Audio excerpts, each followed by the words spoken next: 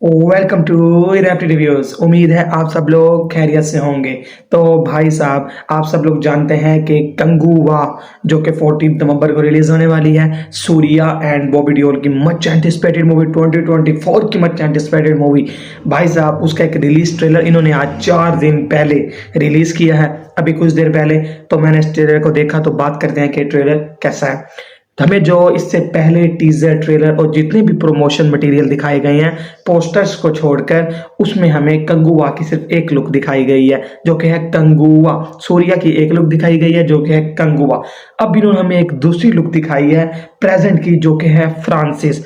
आप सब लोग जानते हैं कि कंगुवा एक द्वीप की कहानी है, बड़ी एक आइसलैंड की, जहां यानी कि पुराने जमाने की, हमें 1990 से पहले इनके हजारों साल पहले की कहानी दिखाई जाएगी।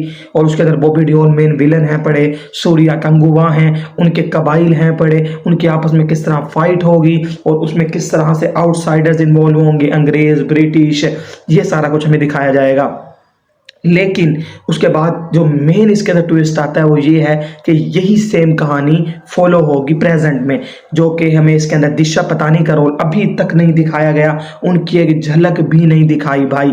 इस ट्रेलर में भी हमें नहीं दिखाया उनको, सिर्फ एक सॉन्ग आया था जिसके अंदर उनकी झलक दिखाई गई। वो एक साइंटिस्ट का रोल प्ले कर रही हैं, जो कि इसकी कहानी आहिस्ता आहिस्ता समझ में, अगर समझने की कोशिश करें तो इसी तरह होगी कि दिशा पतानी का जो कैरेक्टर है वो एक साइंटिस्ट है और वो कंगुवा पर रिसर्च कर रही हैं, जो कि एक 2000 साल पहले का अजीम योद्धा था, एक कमाल का योद्धा था। उसने किस तरह से अपने कबाइल की हिफाजत के लिए एक दुश्मन से लड़ाई की, जो कि था बॉबी देओल का कैरेक्टर, और फिर उनके दरमियान ऐसा क्या हुआ, इसके ऊपर वो रिसर्च करेंगी। और उसके बाद उनको पता चलेगा कि 2000 साल बाद कंगुवा का एक पुनर्जन्म होगा, उसने वापस आना होगा, इसी तरह। लेकिन अगर मैं आप लोगों को बताऊं तो बॉबी देओल का भी प्रेजेंट कैरेक्टर हमें नहीं दिखाया गया भाई, उसकी शक्ल भी नहीं दिखाई इन्होंने।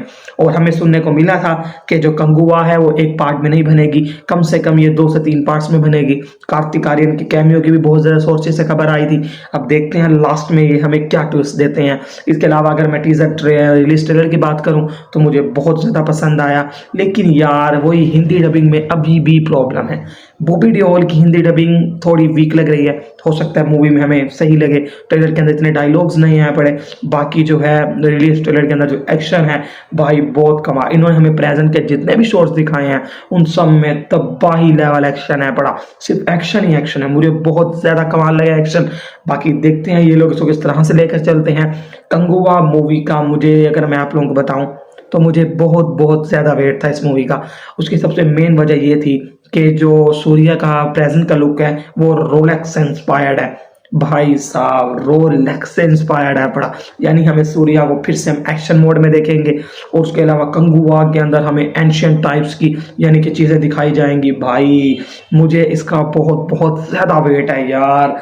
इस मूवी को 14 नवंबर को फर्स्ट डे फर्स्ट शो पे देखेंगे। आप सबसे रिक्वेस्ट है, अगर चाहते हो सबसे पहले इसका रिव्यू आपके भाई के चैनल पे आएगा, तो आप सबसे रिक्वेस्ट है रैपिड रिव्यूज को सब्सक्राइब करो, वीडियो को ज्यादा से ज्यादा शेयर करो, लाइक करो, कमेंट करो। ओके गाइस, मिलते हैं अगली वीडियो में।